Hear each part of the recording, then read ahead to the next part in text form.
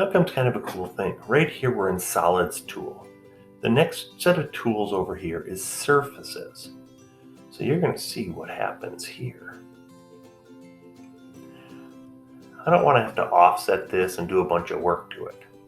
So I'm going to extrude this spline to the same depth as my text, which is -10.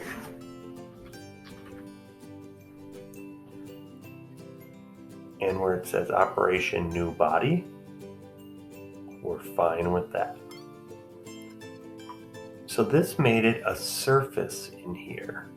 So it's just a paper thin line.